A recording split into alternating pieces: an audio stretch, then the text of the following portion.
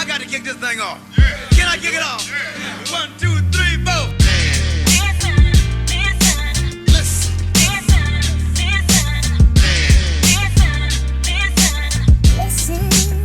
Ladies and gentlemen, listen.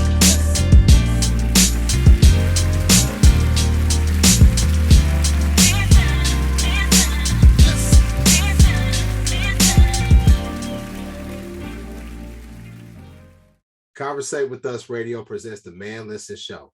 We are the blackest radio show on the internet. We bring you our opinion on topics that affect the Black community in an effort to enlighten, enrich, and empower every brother and sister that falls under the sound of our voice. We operate on the no-hating frequency, so be prepared for us to keep it 100% real and 100% Black all the time. Please follow the show on Facebook, Instagram, and Twitter at Man Listen Show. You can also subscribe to the show on iTunes. You can subscribe on YouTube. You can watch the show, leave a comment, give us a thumbs up. That goes a long way for the algorithm. If you want to listen to our past episodes, you can go to our website, www.manlistenshow.com. Make sure you share the shows. Make sure you let everybody know about the blackest radio show on the internet, the Man Listen Show. I'm your host, Mark B. Let's bring the crew in. All right, y'all. So we down 2 soldiers. C and Lab has some other things going on, but we got 2 marvelous guests with us tonight to talk about this somber topic. I'll go ahead and start the ladies first.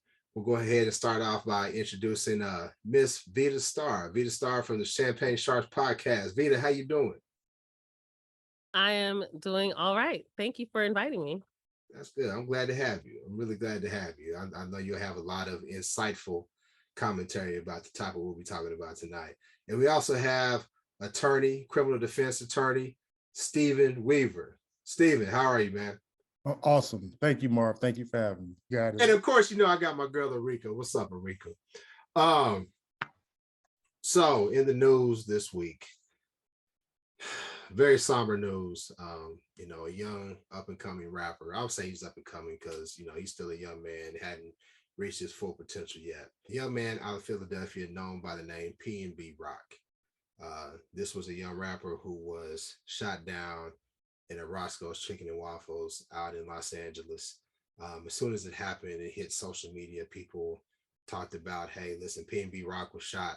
I'll be honest with you, I'm in my mid-40s. I really wasn't familiar with the young man's music, but I saw the reaction that a lot of people had to this young man being shot. And you know, people making comments. So I looked to his social media and I saw he had like 2.5 million followers. So obviously his impact, you know, was pretty far with his music. And then it took about, this happened during the midday, and then by the afternoon they announced that he'd already succumbed to the injuries. He was shot in front of his child's mother, and it's just a tragic situation. Just another young Black man who lost his life too soon. Now, there was a lot of opinions shared about how it happened, why it happened, and we'll get into that a little bit later. But I want to start off with our guests, and we'll start off, you know, with Vita. When you first heard about PnB Rock being shot and ultimately dying from the gunshot wounds, what were your initial thoughts and feelings? Well, it was a shock. It was definitely a shock. I was literally a few blocks down when it happened, and I didn't know anything. Like, it's a busy area, so you really wouldn't even know something went down. But it was definitely shocking. And I remember thinking, like, wow, that's literally right. One, it was right there. I think that's part of it. You know, I don't work far from there. I was actually over there, just happened to be over there to pick up some lunch for someone else. I could have easily gone to that Roscoe's and been like, yo, let me get some food from here for lunch, you know? It was sad because he was so young, and then you find out the circumstances, like he got robbed, found out his girlfriend was there, the staff there is, you know, traumatized as well. And it just felt like sad because, you know, Philly trusted LA with their gym. You know what I mean? And I feel like we let them down. I feel like we let our community down to some degree. And I'm saying we, not that all of us are responsible for it. I'm not saying this is you know, all of South Central has to be accountable for this, because I don't feel that way. But it's still sad. And it feels like, why did this have to happen? The community itself is very saddened by it. I think the number one question people were just trying to figure out, like, well, why was he there? Of all the places to be in LA, how was he there? There's nothing over there that, I can't think of. There's no like studios and things over there. There's not really much over there at all. They were saying he was going to the airport, but there's a Roscoe's near the airport. And it wasn't, and the first reports actually said it was in Inglewood, and that wasn't accurate. It was a different Roscoe's. Because it happens to be on the same street, but one's further west and the other one's way east, which is the one he was killed at, which is on Main Street in Manchester. Yeah, I mean, those are my initial thoughts. Those are my initial feelings. I'm very saddened by it. It's just a trip because it just feels like that type of violence happening so close to where you were and where you are frequently is also in itself very traumatizing. So it's traumatizing for us as a community as well. And I should highlight that, it's no Vita and Steven are two dope individuals, right? But both of them live out in the Los Angeles area. So that's why we had them on the show tonight. And Vita actually is born and raised from Los Angeles. So the opinions and insight that they'll be able to give comes from somebody who actually lives in the area and is, there day to day and, is front and center to what happened and who could give insight, from a resident, somebody who's in the community. So, obviously they're dope individuals, but that's also the reason why we have them on the show, because they're from Los Angeles. So, Attorney Weaver, what was your thoughts, man? So when it first happened, I'm like a Twitter guy. So I saw on Twitter there was live footage of PnB Rock being shot. And I was like, what? Now, I'm not a PnB Rock fan, but I knew who he was. So I started looking. And then from there, I saw he got shot at Roscoe's. There was a video of it, and I started looking it up, and then I saw what happened. Now, my first question was, well, which Roscoe's was he at? One, and then two, like, why was he there? And then three, like, what was the circumstances of it? Now, a lot of people, they talking about the girl, but when you rocking around, like, I used to live off Regent in Inglewood. I had a condo in Inglewood. I wish I kept it, right? There's a Roscoe's right around the corner. But when I saw the pictures, I was like, well, it wasn't that Roscoe's. When you in LA, you can't just be like walking around with a lot of jewelry and like stuff like that. And when I heard it was like jewelry related, there's a video of a guy saying like, yo, they rolled up on him, was asking about Rolexes and this, that, and the third. And then you see him, it's like, you just can't roll around LA like that. So maybe he didn't know, or he just thought it was Roscoe's and it was gonna be okay. I think somebody just saw him walking in there and then like, he was like blinged up. Like, that's how I see it. Because why would you do it? That's just my perspective. Like, that's what I thought. And then after just the quick, because again, and I had to go back and look at his music, and he got songs with YoungBoy and Kodak, and he's actually in the industry. And I didn't realize it because I knew of him. I never really, was into his music, but he was actually in the industry. So it was it's sad, man, because there's certain things you just can't do because of the world we're in. Everybody's hungry. And when you rolling around and you like popping hot, if you ain't have security out here, it don't make sense. The only cats that roll like that, they all got security. Like, you have to out here. Yeah. Rika? I felt bad because, like you guys, I didn't really know his music and I wasn't really a fan just because I think I'm just not in that age group that he appealed to. But the sad part for me was that I just was like, oh, another one. And scrolled again. I'm like, man, I'm getting jaded Like, I didn't even really read the details or anything. I was more sad that I feel like it's becoming like too common to even really try to, you know what I mean, process through every one of them. Because I mean, I'm like, I don't know him, so I don't know the circumstances. I definitely don't know LA. And I just really didn't necessarily go through and try to process through what happened or the circumstances or anything like that. I was just like, another baby, and shook my head and scrolled. And I don't like to watch those videos, so I definitely didn't want to keep looking through and accidentally see it, because the first thing I saw was somebody said it's a video of it, so I scrolled past it because I didn't want to see, and then I kind of just didn't go back in to get the details. So I think it's sad, obviously, because we lost another young life, but then also sad because I feel like it's becoming way too common, to the point that, I don't know, it's kind of becoming something that I don't even have that much of a reaction to at this point. Yeah, and I think I saw where there was videos of it and I knew better. I mean, I learned from the George Floyd incident not to traumatize myself, right? And if there's some sort of video of somebody losing their life, I know not to look at it. Um, like you, Erika, I think I'm out of the age group. Yes, I don't think that I'm definitely not in the age group for his music, so I wasn't really aware or a fan. But I thought it was sad and I was angry because we talked about it on this show before in terms of our young men being shot by other Black men. And when I say, where's this energy for Zimmerman? Where's this energy for Darren Wilson? Where's this energy for those from outside of our community that harmed our community, right? It's so easy for us, like the great Neely Fuller said, for Black people to shadow box. Sort of like, I grew up with 3 brothers, right? They were older than me. But, I knew if I could fight my brother, I knew he wasn't really going to hurt me, right? So I was never scared to fight my brother. But when I was got to fight somebody on the street, you know what I'm saying? I may have knots in my stomach. I may have fear. So it makes me angry that another father, because this man had 2 young babies, right?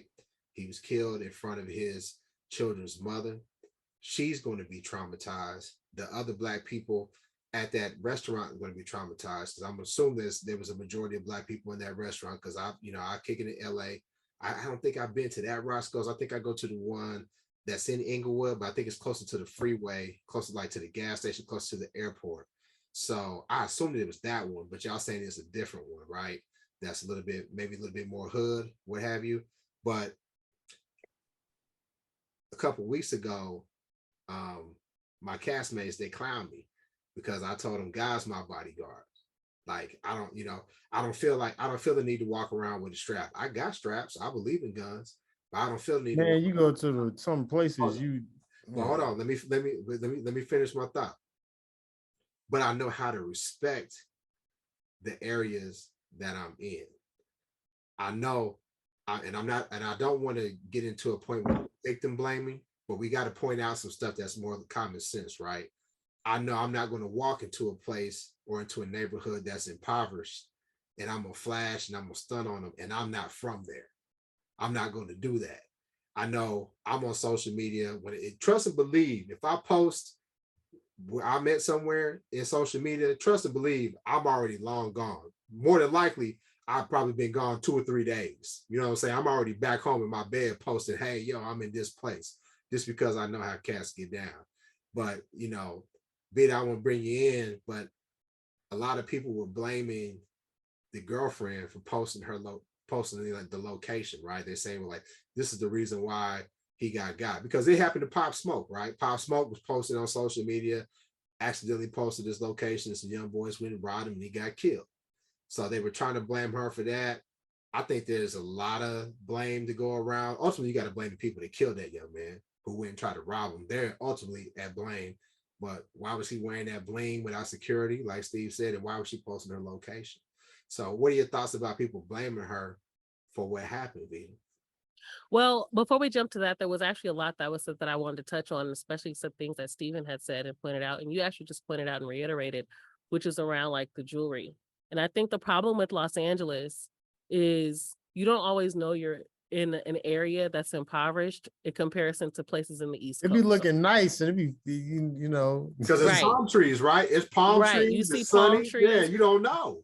But I will say that particular corner, it's not really questionable. Like, you know where you're at. The east side of we call, so just to be clear on where the locations are, because I saw online people were asking questions trying to understand LA's geography, because people from LA who are from the west side were like, well, yes, the east side, these things happen, you can't be flashy over there. So the thing about South Central LA is it's south of what we identify as South Central is south of the 10 freeway, and we are, what's the word I'm looking for? We're sort of central. So the term comes from Central Avenue, which is actually on the east side. What created the east side and the west side was the 110 freeway.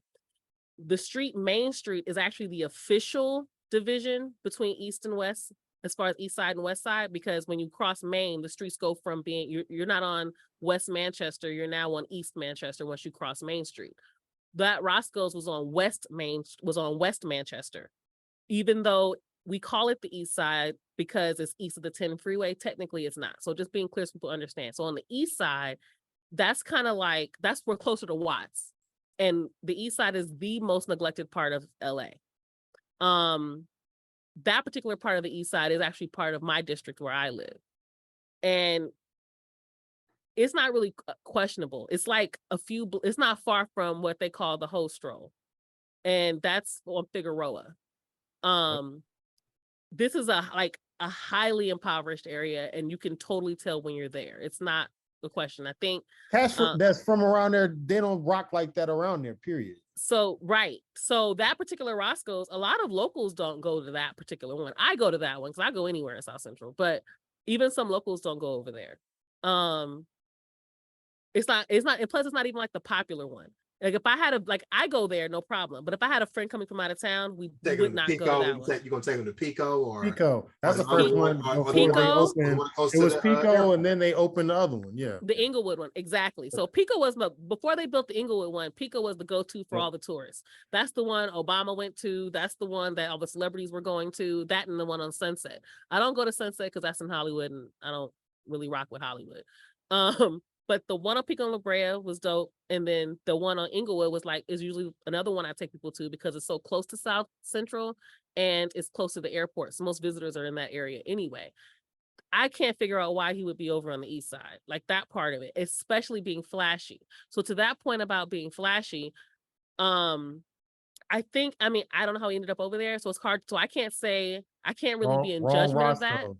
Because I don't. Wrong Roscoe's. But I don't know how he ended up there, because the only way it could come up on your Yelp or your map is if you're in that area in the first place, right? Sometimes people just through hubris say, "I'm just gonna go here, and I'll be okay." I don't know if he knew someone in the area and assumed he had protection. I don't know. We don't have any of those details. Yeah. To your point, hold your train of thought. Ice-T had posted. He said, "You see how I saw that. You see how most LA rappers we don't wear all that jewelry." He said, "You see that's not true. Snoop and everybody else. We don't. If they do, they got security problems." The only people I knew that wore jewelry, and even then they had security, was Nip and Game. And both of them are gangs. In gangs are gang affiliated. Both of them are gang affiliated. Yeah. Right. And they have a certain level of security. We can see in Nip's case that ain't even enough, right? But right, exactly. And he wasn't even being robbed. Right. Go ahead. That's a different situation. That's different. Yeah. But just pointing out that those are the only rappers I ever saw really wearing jewelry like that in LA. And even then, like I said, Nip had protection when I saw it. Yeah. But in general, yeah, people aren't really you have to just, if you don't know where you are in LA, you can end up in the wrong place and not know you're in the wrong place. I think blaming that young girl for even posting the location, because the reality is we don't even know how those people found PnB Rock. We don't know any of that. It's assumed. In fact, I think it's highly irresponsible that celebrities and media outlets, including hip hop media outlets, although they've been irresponsible for a very long time now, are posting oh, the LAPD is saying. In fact, XXL posted something trying to say that the LAPD is is saying that the killers found the location because of social media. But when you go deeper into the article, you'll find the police didn't say that. The police were saying, actually, we don't really know until we find the killers. We don't know anything. And the But yet- reality is where it was and how it happened and how LA is, you can't just get from point A to point B. It had to be somebody close. The way that happened like that, it had to be somebody close in the area. And also, did he have beef with somebody? We don't know. We don't even know what he was doing over there in the first place. You can't just ride up from one point to go on the other side of town. There's too much traffic. Yeah, it could have been some of the employees. It could have been another customer that called somebody. Somebody on the street. Yeah, just exactly. saw him walk in. That's what I'm saying. It's like literally cats is in the parking lot. You walk in, they like, yo, I got a lick. And in that area, they post up or they're walking around. So absolutely. I do think though, although it's somewhat reckless to put all of the blame on that young woman, and it's sad that that's happened, because that was a lot of people I know's initial reaction. They were just like, well, dang, his girlfriend posted the location, right?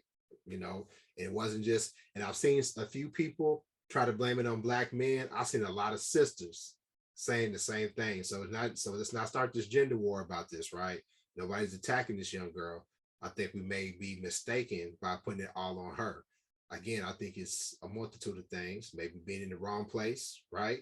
We ain't gonna say the wrong time, you just in the wrong place, being pieced up in front of the wrong people. And not only was he posting on social media, she posted the location. So I think all those things can be true at the same time. Arika, what you think about it? You think it's justified putting some blame on her, or people going too far with it?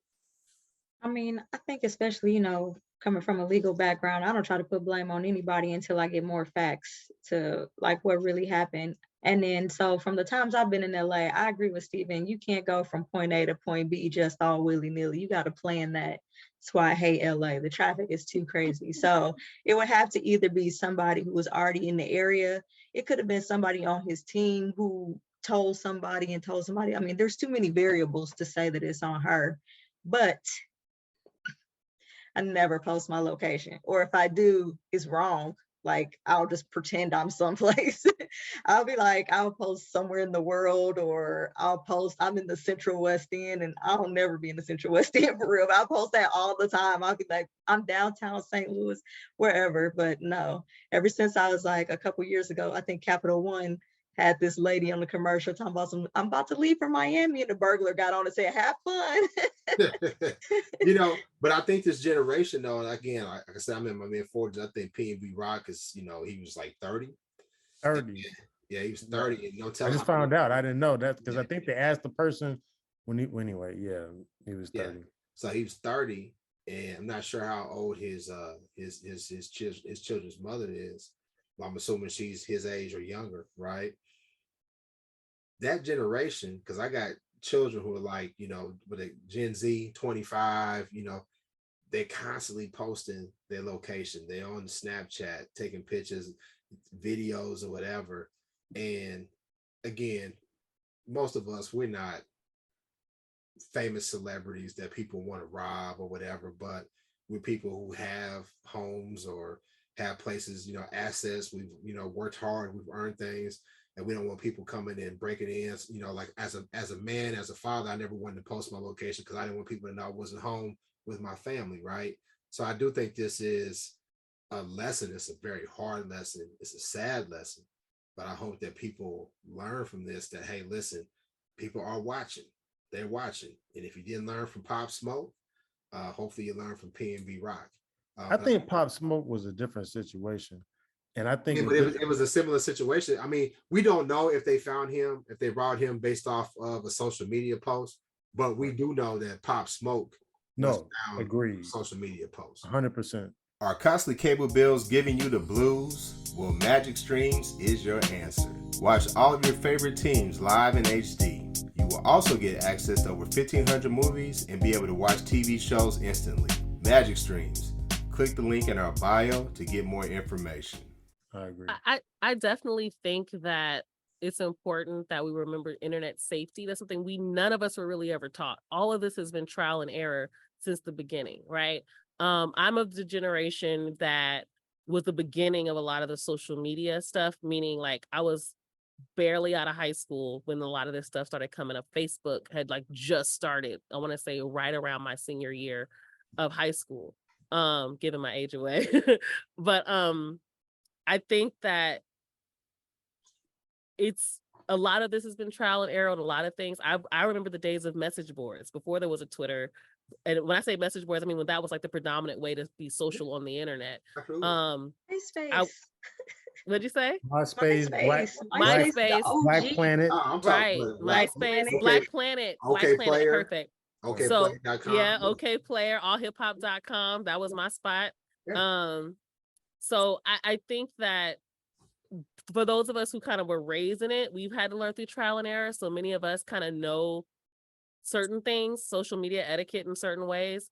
I think because technology has advanced so much that now you can tap your location in a video in that moment and have the exact business that you're at, right?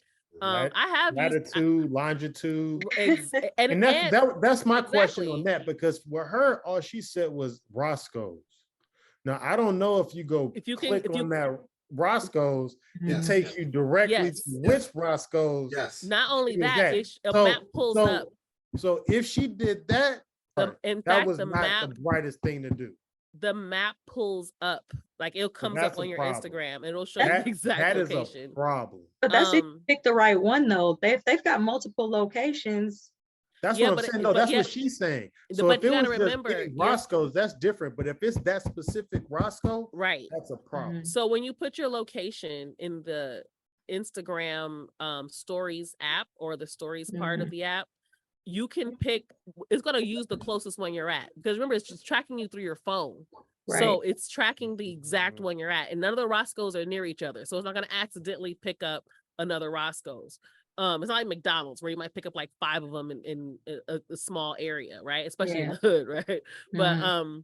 But as far as Roscoe's goes, there's only like, I want to say maybe 7 or 8 of them in the entire county and Orange County. So between those 2 counties, there's only like 7 or 8 of them. But at any rate, I think when a lot of young people these days, they're so free on social media and they're so free on technology, they don't realize how easily they're being tracked. Everything we're doing is being tracked. If you upload a picture, you just upload it to any social, somebody can figure out how to get the metadata and get your exact location of where you took that picture. Oh yeah, right. They was finding people that they saw some influencer. She kept posting like these, she photoshopping herself into these bomb pictures across the world. And they found out like, girl, you perpetrating, like you're not at these locations because they were not even there. Yeah, they was using the metadata, you know. But exactly. Let me ask y'all this. And y'all tell me if I'm off base. Okay. So we've had different rappers, you know, be shot, be murdered. You know, there's rappers in New York got shot and killed. What's the bro? I never knew how to pronounce his name. Was it Triple X Tentacion, whatever? He was shot down in Miami. There's something about LA. You know, we lost Biggie out there, Nip, Pop Smoke, now this young brother PnB Rock. There's something about the culture. I don't know if it was the gang culture, because I don't think this young man was affiliated or whatever, you know, but there's something about the LA culture. I'm gonna go ahead and say the gang culture. Y'all can go ahead and correct me if I'm wrong on this. You know, you hear about people going out to Los Angeles, you know, Chris Brown grew up in Virginia, and now all of a sudden he's out in LA, now he's a blood. And a lot of people are saying that's more of like a protection, extortion type of piece, right? What is it about the LA culture, the gang culture out in LA that makes it so violent? You know, because like people, you know, we all have our little gangs, you know, from where we live at, but LA, people tell you all the time, LA is totally different. Don't come out here half-stepping, because if you didn't grow up in it, you don't know what you're really doing. Like you said, you can end up in a bad situation real quick. But what is it about the LA culture? We'll just say street culture, right? I wanted to specifically put on gangs. But what is it about the LA culture you think is so prone to like these violent outcomes? Well, I'll chime in real quick. I think it's not just race, it's all of it. Like even if you go to Hollywood, that's the problem with all this sex stuff, right? And like just to get into the industry and the business, I blame it on the corporations if you really want to get a little bit deeper. Because if you really talk about it and you think about who's making the most money off us talking about killing each other and everything, and we can go down the line, Interscope to whoever to whatever, start back with Death Row. That's how it all, right? But everybody's on to somebody, Jimmy Iovine, whatever. You start following the money, it's a lot deeper than just that. So it's a lot of just all around the board, mafia, gang, you call it what you want to call it, but everybody has to come here. They have to come to here in New York to make it. And if you want to be here, well, then you need to be protected. And then if you don't believe in the protection, well, you know, we'll see what happens. And that's how I feel. And just seeing it, you know, from my angle. But you know, what do I know? Vita? I even question the question in a way, right? How much of it is that LA is, you know, different in the violence versus how much of it is just discussed that way, right? Like what is the actual situation versus how it's discussed, how it's portrayed, both by people from within the community and outside of it and the media, right? Because I mean, a lot of places have gangs. The politics might be different. You got to remember, a lot of LA gangs learned from Chicago gangs, right? Most people don't know that. I know that for particular reasons, but you know, a lot of LA gangs were actually trained by OG Chicago gangs. I think because maybe ours is very, very, very regional. We're very spread out. South Central in itself could be its own city.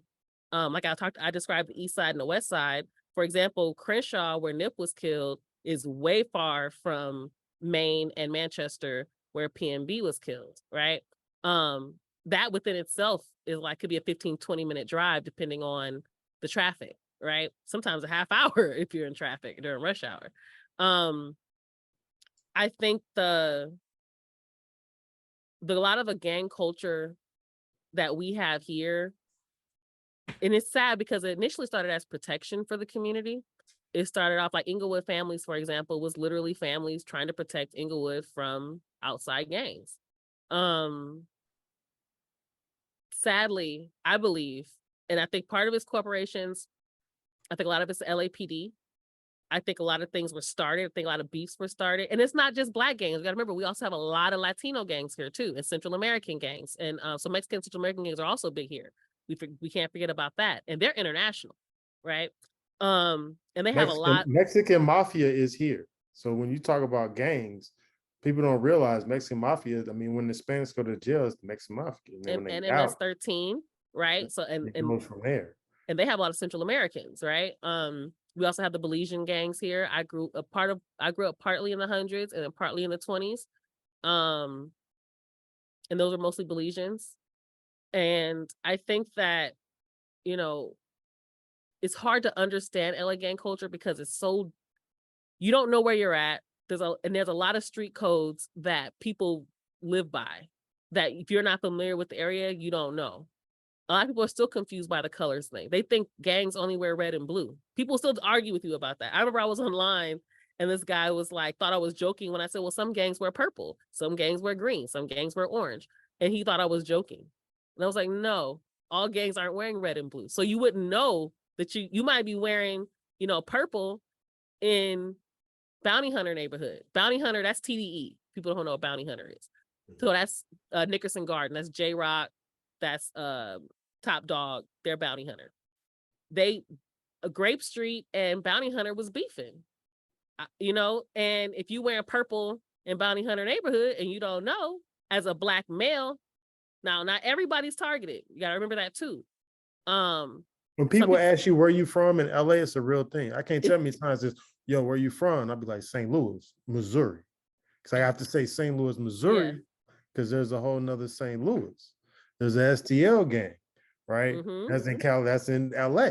So you gotta, you know, you say the wrong answer, I gotta make sure you know I ain't even from this state. Right. Or you gotta just say, I'm from all the way over there, man. and I'm a even if lawyer. you're You from gotta here, stop. and even I'm if you're trying to from help here, you gotta be like, I don't bang and keep it moving. It's not as hard for girls. It's not as hard for women. It is a lot harder for Black males. But I think it also lends to something else you brought up, Marv, about like, why is PnB Rock murdered and Zimmerman and Darren Wilson free, right? The reality is they are safer in our neighborhoods.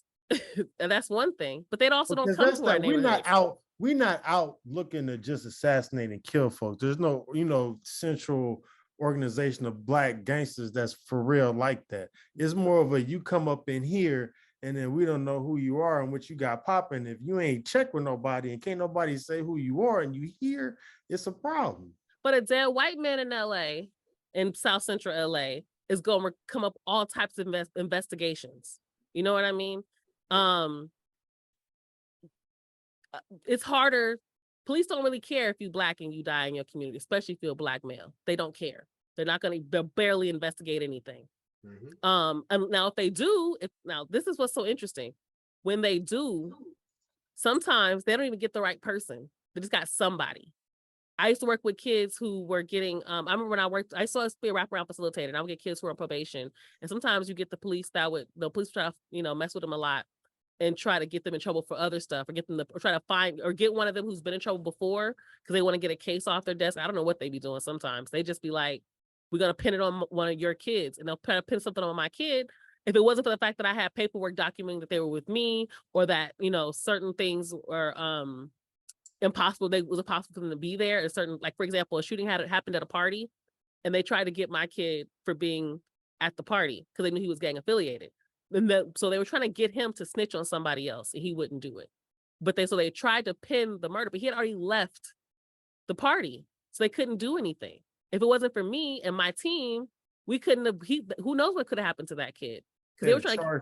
They'd have charged that kid, leaned on him, had him admitting to something that he didn't even do. Exactly. And I've sat with kids. That's another thing. One of the most painful things I've ever done in my life was have to sit with a kid who had to decide if he was going to plead guilty or not. Because you have and you've probably seen this, Stephen. You've probably seen this. It's 50, 60% of the time. The public defender is trying to get the case off their desk. And they're like, look, you've been on probation. You've been in and out of juvenile hall. You've been in foster. And you had this fight in group home. Like, they'll go through the whole list of all the things that they've done or ever been. And they'll say, I don't think we can win this case. You're better off pleading guilty. We can go to court, but with your background, it's not going to happen. Never mind the fact they're in a program to help get them back on their feet, to help turn their lives around. And what I would say to that is that you're not lying, but the problem is the history. But that goes back to a deeper issue in terms of how do we even get there, and then what's all that even about? And you're right, though. In certain circumstances, when you're looking at a certain situation, and it's like, okay, well, he did this. It's like, okay, well, if you saying you didn't do this, you got to go take the stand. And then if you go on the stand and then your past comes, that's where your past is important. What you do is important. How you move is important. And that's a whole nother conversation. Yeah, but it's a very complex conversation. But you're not lying. I like where you was heading with that, Attorney Weaver, because one thing that we don't do on this show is do that what about Black on Black crime talk. We don't do that. At the end of the day, white supremacy is at the root of all of this, right? The poverty, the neglect for our communities, right? The propaganda. Talked about this plenty of times. I grew up in Topeka, Kansas, right? We had a lot of influence. You talked about Chicago gangs. So we had a lot of influence from Vice Lords, Gangster Disciples, Four Corner Hustlers. They migrated from Chicago, people trying to leave Chicago and the gangs that were there. So we're going to move out. So they would move to Gary. They would move to St. Louis, move to Kansas City. But those parents didn't know the kids was already up in it, right? So they were just bringing that and, spreading that gang culture around. But what I would say about the Chicago gangs at the time, there was a code of honor in place. To whereas if you had a young guy like me who was a nerd, football athlete or whatever. Nah, this kid's a civilian. He's not involved, right? You know, you got to vacate the premises. You can't be around here when stuff is going down. That's how it was. But I remember when we talk about the LA gang culture, I remember when the movie Colors came out. And that was one of the biggest pieces of propaganda that was ever put out, because all of a sudden you saw everybody knew about it. Didn't nobody know about that? You saw Bloods and Crips in Topeka, Kansas. You saw people saying, I'm a Grape Street Crip, right? And the only time you seen Grape Street was when they showed it on Minister Society. You ain't never seen it, right? When DJ Quick said they claimed the crowd, ain't never seen the hood, that was real. And how do you think that happened? That happened, that's that propaganda. D's at Nat. Flavor to your function. D's daiquiri. Good people, good vibe, one drink at a time. Good people, good vibe, one drink at a time. Flavor to your function. D's daiquiri. Good people, good vibe, one drink at a time. Good people, good vibe, one drink. Wanna kick back, wanna just vibe. Where to kick back? Let me first slide to the drink store. Let me just buy DD drink mixes, all of them fire. Fill me up a case, I'm finna drop bread. Marvelous mango, classic and red. Took them to the party, these folks won't leave me alone. They wanting me to share, they better get their own. DD's at Nat. Flavor to your function. DD's daiquiri. Good vibe, one at a time. Good vibe, one at a time. So at the root of this stuff, man, it comes down to, it always comes back to white supremacy. But I think we have to look at what we're dealing with now, and how do we somehow find a way to protect ourselves and to change the mindset of our young Black men so that they value each other more. Like, it's the media, though. That man's life was worth much more than whatever jewelry he had on his neck at the time. And that's why I stopped using the N-word. That's why we don't use it on the show.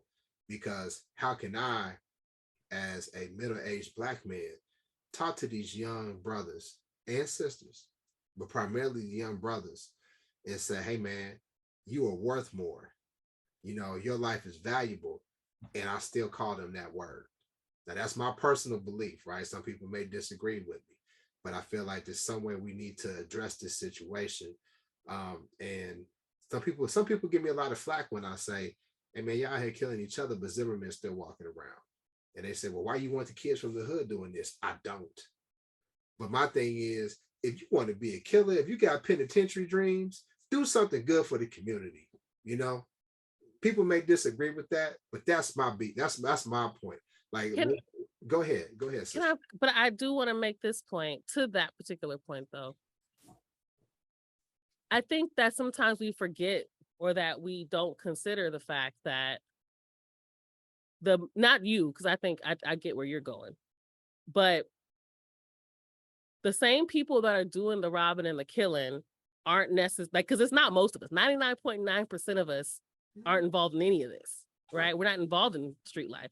You'd be surprised, but there are a lot of gang members that have never killed anybody. In fact, the majority actually have not. And there are stats in the police, LAPD police stats prove that, right? Mm-hmm. So everybody isn't a killer. Most of us are not. 99.99% of us aren't. The ones that are, they're probably not thinking about this as politically as we are. At least they aren't at the moment, right? We're the political ones who understand the fact that Zimmerman needs to be gone, right? They might not be thinking about that. Let's not say Zimmerman needs to be gone. Let's say that if you go kill anybody, why are you killing each other instead of Zimmerman? Let's say that. instead of an actual adversary, right? Yeah, are you saying that as legal advice? I'm saying legally. I'm saying legally. Yes, legally. Yes. Theoretically, I would like to say Zimmerman needs to be out of here, but we're just saying theoretically. No, Steven's making sure we straight. That's all. Right. Shout out to you, Steven. That's all. Compliance. Okay. But my thing is, like, I don't have this expectation that those are going to be the guys that are going to be our political soldiers if we have not trained them to be our political soldiers. In fact, one of the things that Nipsey message was the fact that we throw away our soldiers we dismissed them. And he was trying to incorporate them into understanding business. How do we get to build South Central at a time when they're trying to push us out, right? And I actually believe that's part of the reason why the LAPD had him killed, and that's my own theory. I'll put the tinfoil hat on with you. I believe it was bigger than. Hey, Yeah. did you know that right now they were having an investigation, one of the agencies for LA County in the Sheriff's Department, and what they're doing now is they literally went and served search warrants on the members of the community that was having the investigation, and they're now investigating them.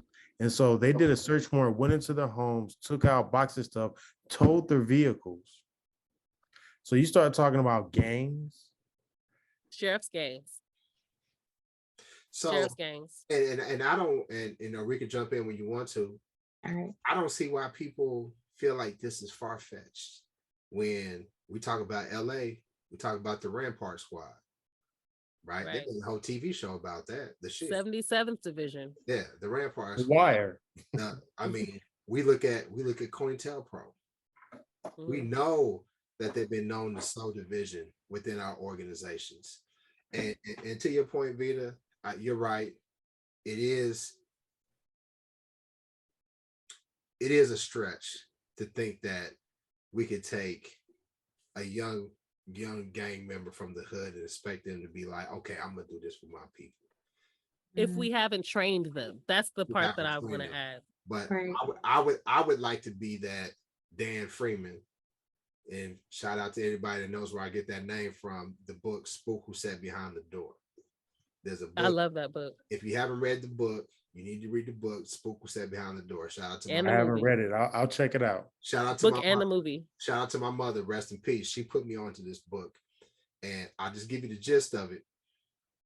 A guy joined the CIA, learned all their tactics.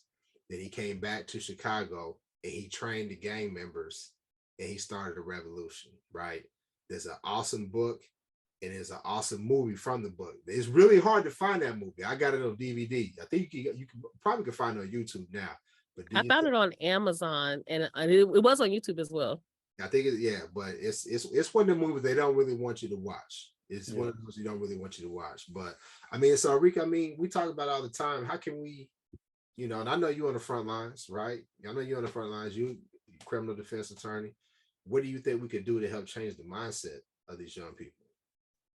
Well, I think we're doing it for the most part. Having these conversations is a huge part of it. But I think one of the mistakes that we make is we have these conversations with each other and with other like-minded people. And we need to start having these conversations with people who aren't in our educational bracket or in our social, bracket, and then reaching back. Hold your train of thought. Because like my pastor once said, my pastor Ralph West down in Houston said, you don't go fishing in an aquarium. You got to go out into the deep water, right? But go ahead. Yeah. Interrupt. No, for sure. Because I mean, the thing about it is you can't question the behaviors or motives of the young children that are coming up if you don't ever have any interactions with them. And I don't just mean the children that we're raising or the children that we moved out to the burbs or whatever. I mean, if you're never going back and actually giving back to the communities or speaking to the children, finding out what their mindset is or how you can pour into them, introduce them to books that they need to be reading, spark that seed, like Tupac said, that it will change the world. If you're not actively trying to go out and interact with them and encourage them, or I wouldn't go so far as to say train them to be our next soldiers, but I like the way you said that. We can't expect them to be carrying out political agendas when they don't even understand the background of how oppression put us all in this position in the first place. So we got to start with disseminating the information, not to each other, not debating with each other or debating on Twitter and whatever else, but actually going out and talking to these kids who could potentially take this information, and maybe not necessarily when they're teenagers, maybe even younger than that, start, implementing educational programs that, could potentially introduce them to these topics early enough that they get, interested in it on their own, and they can start looking into it and learning different things, and maybe, taking a different perspective on some of the resources that we have, and and coming with their own energy to the conversation. That's why I don't understand why all old people run our government when the young people have the energy and have the fresh ideas and have the hunger and the drive. But And also, I think it's on people, for people like us to protect them, right? Like, yeah, for sure. I don't I'm past that stage in terms of like being out there on the streets, riding and rallying and all that. If they point at the tear gas, I don't run fast. You know what I'm saying? What I can do is use my resources to help those who may, get arrested on the scene, connecting with my friends who are attorneys, whatever. There's different layers, and treat them with respect, because we saw a lot of that in St. Louis, right? When you had the old guard trying to come in during the Mike Brown murder, right? And the young people who were on the scene, and they were like, nah, we're not listening to y'all. That's not going to affect change. But then we saw what happened, right? A lot of those people, shout out to our brother. What's his last name? Darren. What was Darren Seals. Darren Seals. Shout out to our brother Darren Seals. Shout out to a lot of those young people who was involved in that. A lot of them ended up dead. And that's what I'm saying. Like, and again, on my tinfoil hat, I don't think that's a coincidence. Oh no, no, it's not. So we got to work in conjunction and not. That's why I said media them and respect them, right? Because we're stronger together, and that means Black men, Black women, old, young, we're stronger together. But that's when I said it goes back to media, and I'm a big hip hop fan, and I love it, and I love YoungBoy. That's one of my favorites. But at the end of the day, a lot of the stuff that's happening, man, these kids, it was entertainment for us, like Snoop and all that. Like, we jam at the parties and all that. These COVID kids and everything else, they is running amok, and this music stuff for them is a for real thing, a way of life. So even to think about the dude in Memphis that's running around like, oh yeah, I'm the hardest motherfucker. Oh, there goes somebody right there that's killing 5-6 people. He's one, and that's one of us. We are killing ourselves, and we do need to hold ourselves accountable. And it ain't all kumbaya and let's hold hands. We need some real discussions, and it ain't. I'm talking about some for real discussions, because Marv, I see it from my side, bro. I'm the one getting the call. My son just killed somebody. My uncle just killed somebody got shot. And a lot of it could be preventable, from the music to the culture to the family to the environment to the schools. Bro, we got issues, and it is not getting better. It's getting worse.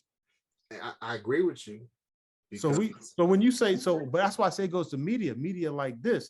But also Rika's right. We also have to touch the people, because if they're not seeing anybody that's doing something, you say talk to kids. I had a purpose. All I did was I was in Kenyon in South Central for 2 years, just trying to save kids from strikes.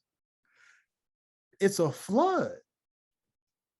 Yeah. It's a flood, and so you fighting, but it's a bigger system, and that's why I say it goes to corporations, Interscope, Sony. They shouldn't be able to sell this murder music. You could run around, cap somebody. I got magazines with a dope beat and somebody singing on it, and Beyonce singing on it. Man, it's a rap for that shit. So let me say you this. So let me tell you this, because Vita, I see you chomping at the bit. I'm gonna bring you in. You say it was entertainment for us. And to a degree it was, right? Because we was wise enough to be like, hey, this is entertainment, right? And I was able to talk to my son. I say, hey, listen, when you play this Grand Theft Auto, you listen to this, that ain't how it happens. You shoot somebody, they lose their family member. We lose you, you go to jail. It's not a game, right? But, and Rick can back me up on this, let's not act like we didn't succumb to some of the rap propaganda as well. I remember when NWA came out. I remember when being in Topeka, Kansas, and my older brother, shout out to my brother Kevin, was like, listen to this, man. They cussing on wax. And the misogyny, right? The black on black, saying we're gonna go kill this cat or whatever. A lot of that came through the music. So when Straight Outta Compton, the movie came out, I said, I'm never gonna see that movie, because I know how a lot of our mindsets changed when that type of music came out. The dumb are led by the drum. And I knew it was a conspiracy, to your point, Steve, when Michael Jackson, the greatest celebrity ever, when he said the K word, I won't even say the word. When he said the K word, they made him change his lyric. But they allow these anti-black lyrics to be promoted in rap music, to your point, right? And 20 billion N-words. yeah, and we gotta start calling them out. But Vita, you chomped at the bit. Let me bring you in here. Come on. Well, there's a few things. It was a question around accountability, but also just to be clear, because you made the statement, particularly Stephen, that Marv is addressing around how we listen to the music. I think there's a couple of things to look at. For one, the music isn't as powerful without the other things that create the problem, right? I listened to drug dealing music my whole life, but because I didn't have access to that world, me and my brother, that was never a part of our lives. We didn't even have access to that world, even here in South Central. That just wasn't our world. But people who have access to it, how, right? And then also, if we look at violent crime during that time, it was actually at its peak in our generation in the 90s. It was the highest. We've actually decreased. I'm looking at the stats now. In 2018, we were at 398 violent crime deaths. In 2018, we were at 398.5 per 100,000 in violent crime. In LA. Rate. No, this is the United States. And then in 1989 in 1990, we were actually in the 700s per 100,000, right? So we've actually violent crime has not increased in our neighborhoods. It's actually decreased over the last 20, 30 years. Especially if you take into account the circumstances at the time. So the music was popping off, gangster rap was popping off, all of that was popping off, but that was actually as a result of things like the crack epidemic, right? That we didn't, that came to our neighborhood. All the Black neighborhoods magically somehow got a hold of crack, right? Yeah, well, we know what that is. We all know. And that's why I'm being sarcastic, right? Because we do. That hit, and you know when that happened? 88. Exactly. 88. No, but the difference is it used to be gangster on gangster. Now it's just like random stuff. Like and yeah, you had serial killers here and there, but this random, like the way that is different. Something's different now. We're saying it's different, but actually innocent people were dying all the time in the 90s as a result. In fact, remember that was the whole conversation around drive-by shootings in South Central because innocent people were being killed. No, but like, because that kind of circles back to how I wanted to answer the first question. To me, I think it's another way that the media plays into it is that these kids have access to view lives that they can't even imagine being a part of. So when they're sitting at home hungry and starving and in their desperate situation, and then they see these people living these glamorous lives, it's kind of like, you know, there's some type of envy and some type of connection with these people that you think, you know, you kind of have this connection with because you can see them and keep up with their lives and see where they're at and whatnot. But in LA, you can actually bump into these people on the street. I'm not going to bump into somebody with a $50,000 chain around their neck in St. Louis 100 times out of 10, you know what I mean, or whatever. So it's just not likely. But in LA, you guys have a different level of access to people who have so much more than the people in the neighborhoods that they're visiting. And when you have those kind of like financial discrepancies, you're going to have the most desperate people bumping into the people with the most resources. So I don't think it's that necessarily like a lot more crime happens there, because obviously St. Louis continues to vie for the murder capital spot of the country. So I think what it really is just that they have access to people who are being, you know, advertised in the media because they're celebrities. So when a celebrity gets murdered, 9 times out of 10, like he said, it's in LA or New York, because you got to go to one of those places to really pop. So that's where they are. Or Atlanta. And also we got to remember the LAPD's involvement in not LAPD only, LAPD and the LA Sheriff's Department and their involvement in creating a lot of the beefs. You got to remember they would drop people off in the wrong neighborhood on purpose, whether you're gang affiliated or not. Right. In fact, they would take a Black gang member, drop them off in a Mexican hood on purpose. Right. And so that was real. Like we, you know, for us watching Menace, right? You remember when they took Kane and what was his homeboy's name? The Muslim cat. I'm having a brain fart. And they dropped the cops beat him up. And they said, well, they dropped us off in the Mexican neighborhood. He said, but the essays was cool. They took us to the hospital, right? That's real. That's real. I've heard about that from actual gang members around that time. They said the same thing because they knew what the cops were doing. And it creates because they remember, we forget that these gangs are political too. They have their own politics. They have their own systems. You know what I mean? I got a lawsuit right now, 8 prisoners, but one out of a situation with 3 of the prisoners, the cops or the prison guards purposely popped open doors. They told a black guy he needs to be on point, and they pretty much put him in a situation where he had to fight for his life. That's real shit that's happening now. Yes. We see I remember, and it happens on TV shows all the time. Yeah, no, it's real. It's definitely real. And I just want to backtrack 1 second. I'm gonna do that, but go ahead, finish your train of thought, Vita, then I'm gonna go back. Go ahead. well, I also wanted to talk about the point about accountability that Stephen had made. And as far as us being accountable, whenever I hear that, my question is, when we say us, what does that mean? And then what is accountability? What does that look like? Right? Because when I think of us, as far as our accountability, I look at it like, well, those of us who allegedly have the information, have the degrees, have the education, the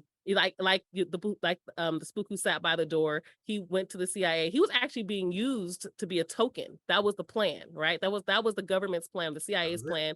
Say, people are coming down on us because we don't have anyone black here. Let's go get a black guy. We want to win the election. So how we want to win exactly. We want to win an election. We got to have this Negro. We're gonna just prance him around.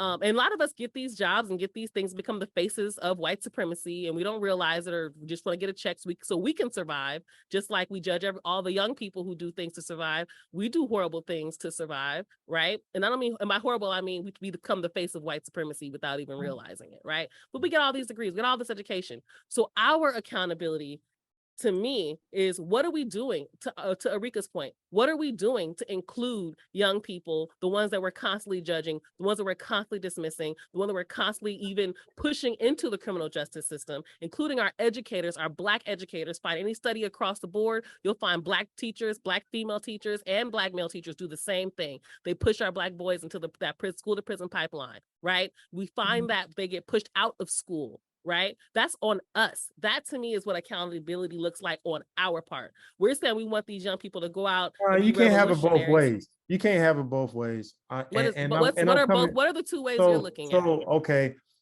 On one end, if I'm able to tell you what you need to do, and I show you what you need to do, and I'm able to show you examples of success if you do these things, and then you choose not to do that, and you choose to do other things, and you know that if you do this over here, and you still continue to do this, and you know what the outcome is, and then you double back and you do it 3-4 more times.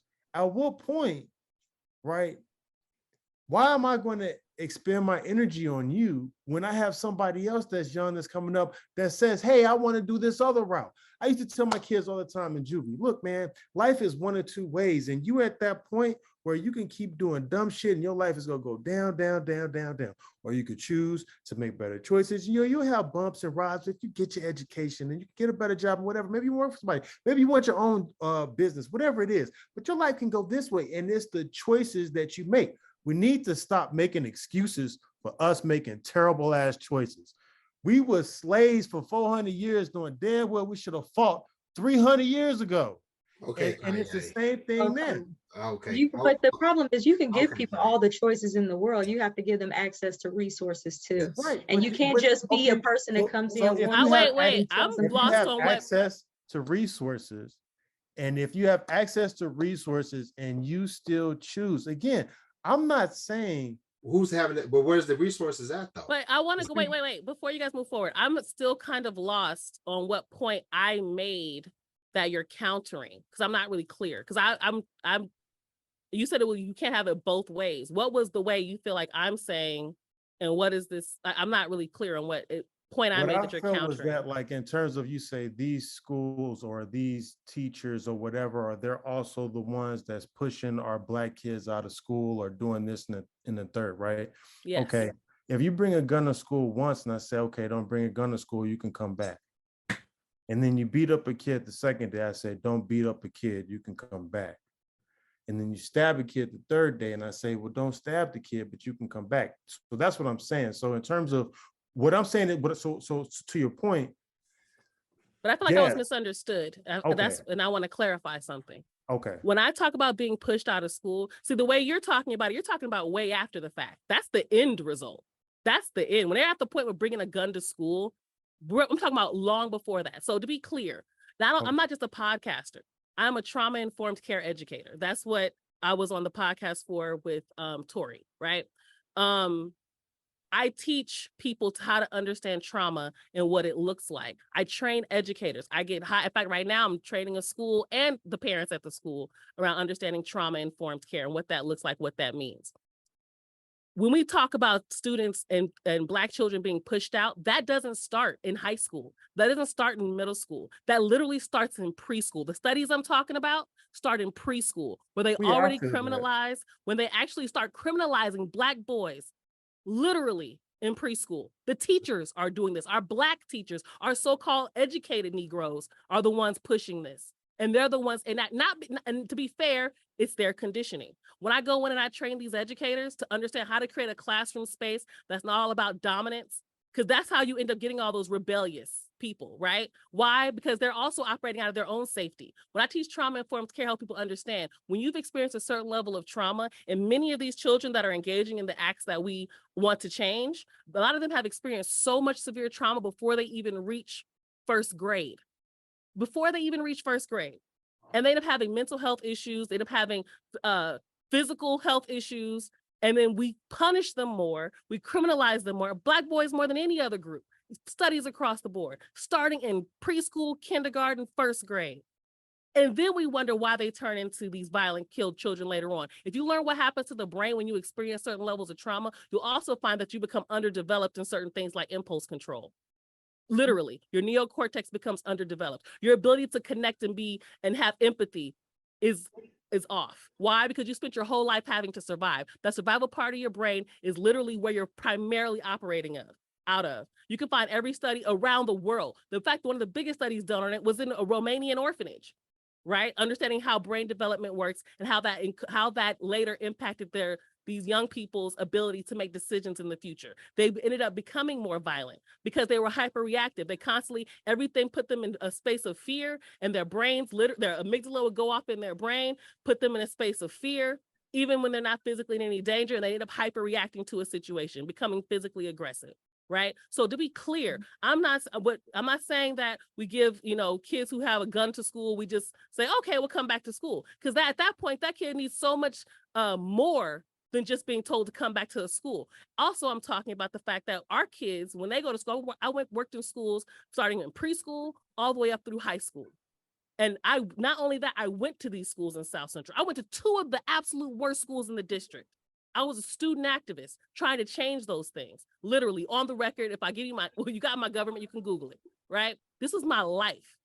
I've been working in these schools, going to these schools, and I'm telling you, the way that we treat our children, all of them, but some of them, just because some of them don't end up in prison, don't mean that they don't end up with all types of other issues. How many of us grow up and have all types of other anxiety issues and always can't keep a healthy relationship? So we're impacted in other ways, can't keep a job, right? So we're still impacted in other ways, even if we don't become the killers. But the ones that become the killers, the ones that become more violent, they've usually experienced so much trauma that everybody overlooked, and usually created more trauma on more trauma on more trauma by saying, let's punish you more. We're not going to help you in kindergarten to teach you how to regulate your emotions because you never had the opportunity to really learn that, because you were also raised by traumatized people who hyperreact to everything. So we don't do that. Yeah. So those of us who are educated, we should be the ones. I really want to be clear, because I don't want people to listen to me and think I'm saying, oh, just be free and let all the people who are killing people just out and run around. I'm not saying any of that. I'm saying that we failed already. When it gets to that point, we've already failed. We failed the children long before, and we have to acknowledge that's where our accountability is. Where were we at the beginning? And that's what I want to be clear. And I'm so glad you broke that down. And I'm gonna bring it full circle because we gotta wrap up the show. But I agree with everything that you're saying in terms of trauma. And she talked about the show with Tori where I first met Vita. That's my homegirl, Dr. Tori. She talks about ACEs, adverse childhood experiences. She's been on this show before. She has her podcast, Be Victorious. Definitely check that out. When you talk about trauma and how it affects the decisions we make and the outcomes in our life. But again, I want to bring this full circle. Yes, I agree with you, Stephen, that there is some accountability on our part. I agree. But I think we always have to take it back to the root of the problem. And the root of the problem is white supremacy. I'm currently reading the book. That's why I said media. I'm currently, but it's more than media. It's more, the media is just one arm, right? It's just It's a big arm. It's one arm. It's one that they use around. Well, just real quick, it's cracking me up because he works in the criminal justice system, and he's like media. Yeah. No, it's the truth. I love it. I'm bringing back to your point, Vita. I'm reading this book, The Warmth of Other Suns.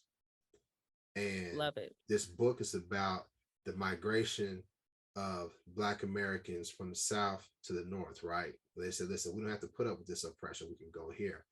And they talked about how by the time a young Black man became a young Black man, a young boy became a young Black man, he was expected to know how to comport himself, how to behave in a way that would keep him from being killed.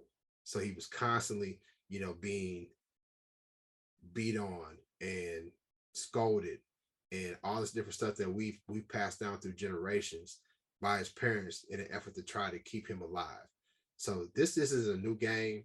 I talked about it before. One of my favorite TV shows, The Wire, they said the game is different. The game is new. They said, nah, the game's not new. It just got more fierce. And that's how white supremacy works. They just become more nefarious, and it becomes more fierce. And we just gotta, like I said, we gotta stick together and try to do what Erika, Vita, Steve, what you all said. We gotta try to get in. We can't be fishing in an aquarium. We gotta go under the bridge. We gotta go into the neighborhood. We gotta find some way to try to reach out and make a difference. You talked about, Steve, and I'm gonna shut up and end the show. You said it was just a flood. You were trying to help kids keep those strikes off of them. What he was talking about was those 3 strikes, right? And you said it was a flood. Man, if you save one life, brother, you did your job. So I would stay encouraged with that, okay? But anyway, I think we talked about it enough. Erika, we definitely going to have Vita and Steve back on, right? I mean, Steven. We have Steven back on, right? Shout out to our brother Lav. Shout out to our sister C. This was a great episode. I really appreciate y'all coming on. We probably could have talked for about 2 or 3 hours. Really? I was ready to go, man. I'm like, what you doing? Don't stop the show. Low key, Steven, I was ready for you to come back. I'm ready. Now you shut him down. And that don't happen. No, you shut me down. That don't happen often. That don't happen often. Yeah, that don't happen often. But you shut him down. So anyway, y'all make sure before we do that, before I give our tag, Vita. We talked about Champagne Sharks. What else you got going on? Tell people how they can find you. So you can find me on mostly on Twitter. You can find me Lifestar Media is the name of my Twitter account. Spell it out. LIFESTARMEDIA. You can find me on there. I talk a lot of smack, but I keep it real every time. You can also find a show that I produce called Parenting for Liberation with Trina Green Brown. It's a really dope podcast that talks about trauma and the various ways as Black people we can, kind of address our parenting and find new ways, and not even really new ways, really get back to our own ways, our true ways of building connection with our children and our families. Okay, definitely make sure y'all follow her. Y'all can look up Attorney Stephen Weaver out in LA. If you need a San Bernardino County. I'm not taking LA cases. San Bernardino County. All right, so if you're San Bernardino and you need an excellent attorney, definitely hook up with attorney. I got you. Again, me and Erika, you can hook up with Erika. Erika's in the STL, in the community, doing big things. You can buy books. We talk about it all the time. You can buy my book about fatherhood. We out here just trying to make it happen, try to do the best we can to try to, like we said at the beginning of the show, enlighten, enrich, and empower every brother and sister that falls under the sound of our voice. So make sure you follow us, Facebook, Instagram, and Twitter @manlistenshow. Share the show. Leave a comment about the show. What do you think about the topics that we discussed? You know, we want to hear from you, and share the show. We're trying to grow our followership. So this is some good information. We're going to keep bringing dope guests like Vita and Attorney Steven.